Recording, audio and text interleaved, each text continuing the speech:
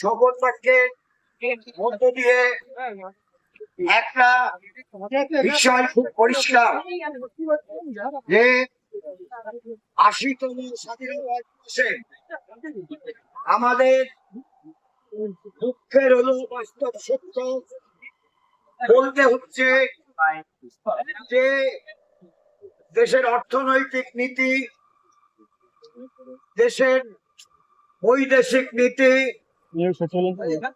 এবং দেশের মানুষের ওপর শাসন ব্যবস্থা সুরক্ষিত করবার ক্ষেত্রে বর্তমান সময়ে ভারতে শাসকবর্গ মানুষকে বিভক্ত করবার লক্ষ্যে পথ চলছে। আজকে যেভাবে মানুষের মধ্যে ধর্ম, বর্ণ, জাতি এবং ধর্মের ভিত্তিতে বিভক্ত কর্মসূচি চলছে, তা যদি স্বাধীনতা সংগ্রামের সময় চলত তাহলে কখনোই আমরা ভারতবাসী পরাধীনতার নাগপাশ থেকে মুক্ত হতে পারতাম না। অতি সম্প্রতি হঠাৎ করে নেতাজি সুভাষচন্দ্র বসুর তার যে আত্মত্যাগ, স্বাধীনতা সংগ্রামের বিভিন্ন পথ দিয়ে চলতে চলতে তিনি যে বিদেশে আজাদ হিন্দ ফৌজ, বিশেষ করে জাপানে রাসবিহারী বসুর তৈরি করা আজাদ হিন্দ ফৌজ নেতাজি সুভাষচন্দ্র বসুর হাতে সমর্পণ করে বললেন যে দেশমাতৃকার পরাধীনতার নাগপাশ থেকে মুক্ত করতে এই আজাদ হিন্দ ফৌজ আপনাকে বড় করতে হবে, সংগঠিত করতে হবে এবং তাদের সামরিক প্রশিক্ষণ দিয়ে দেশের মুক্তি সংগ্রামকে সফল করতে হবে।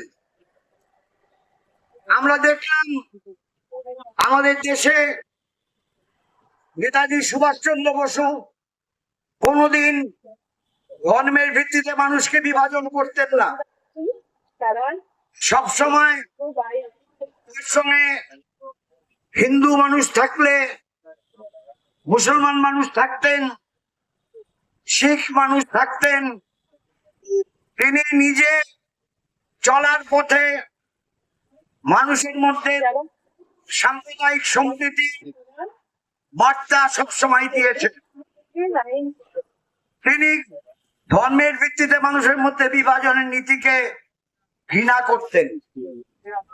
আর তাই আজকে আমাদের এই কথা শপথ গ্রহণ করার মধ্য দিয়েই বলতে হচ্ছে, আমরা ঐক্য, সংহতি, সম্প্রীতির মেলবন্ধনকে রাখতে চাই।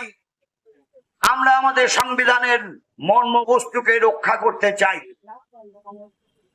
একথা ঠিক যে স্বাধীনতার ৮০ বছর পূর্তিতে আমাদের যে কথাগুলো বলতে হচ্ছে, কারণ ভয় হচ্ছে রাজ্যে ডবল ইঞ্জিন সরকার প্রতিষ্ঠিত হওয়ার পর ভয় হচ্ছে আবার কি মানুষকে জাতের ভিত্তিতে, বর্ণের ভিত্তিতে, ধর্মের ভিত্তিতে বিভক্ত করে আমাদের দেশের পথ চলার প্রগতির পথকে ধ্বংস করবার জন্য কোন চক্রান্তের জাল বিস্তার করা হচ্ছে।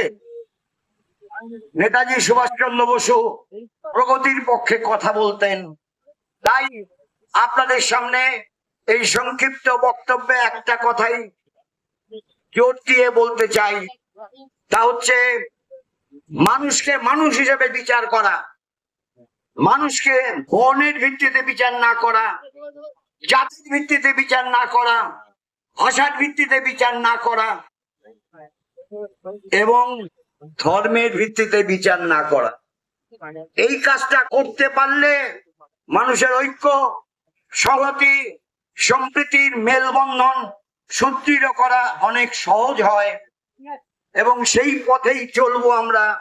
এটাই হোক আজকের দিনে এই ৮০তম স্বাধীনতা দিবসে আমাদের শপথ। ধন্যবাদ।